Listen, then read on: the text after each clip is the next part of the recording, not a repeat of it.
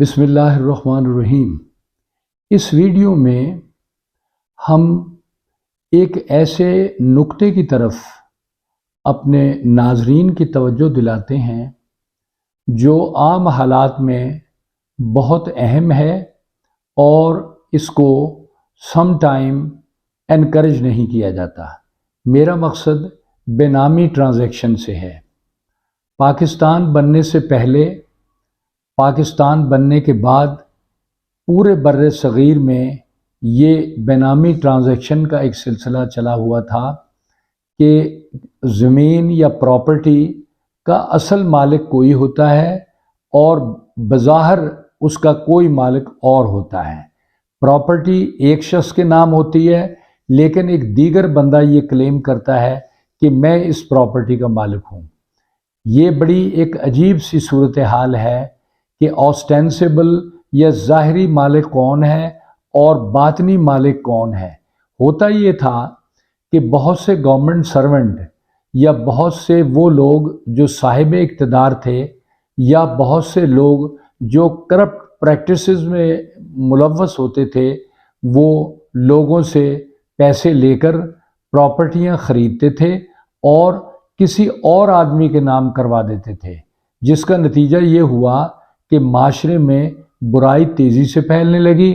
مالک کوئی ہے اور ظاہر مالک کوئی اور ہوتا ہے، اور اس مالک کی جس نے یہ زمین بنائی تھی اس کے مرنے کے بعد یہ بہت ساری مقدمے بازی چلتی تھی اور لوگ کہتے تھے کہ مالک میں ہوں، بے نامی دار یہ ہے، لہٰذا میری زمین مجھے واپس دلائی جائے، اور اس طرح سال ہا سال تک سول کورٹس میں اور دیگر کورٹس میں یہ لیٹیگیشن چلتی رہتی تھی۔ اس کے نتیجے میں بہت سے مسائل پیدا ہوتے تھے۔ پراپرٹیاں کسی کی ہیں، لے کوئی جا رہا ہے، مسائل بڑھتے جا رہے ہیں، تو گورنمنٹ نے اس کو کرب کرنے کے لیے ایک بے نامی ٹرانزیکشن پروہیبیشن ایکٹ 2007 انٹروڈیوس کرایا۔ اس ایکٹ کی روح سے اب کوئی بندہ یہ نہیں کہے گا کہ اصل مالک میں ہوں، یہ بندہ جو ہے یہ بے نامی ٹرانزیکشن میں اپنے آپ کو مالک کہہ رہا ہے، یہ غلط ہے۔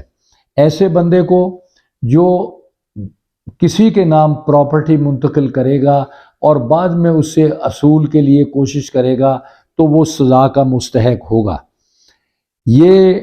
اس میں جو یہ ایک ٹریبیونل بنایا گیا ہے جس میں 2 ممبر اور ایک چیئر پرسن ہوتا ہے۔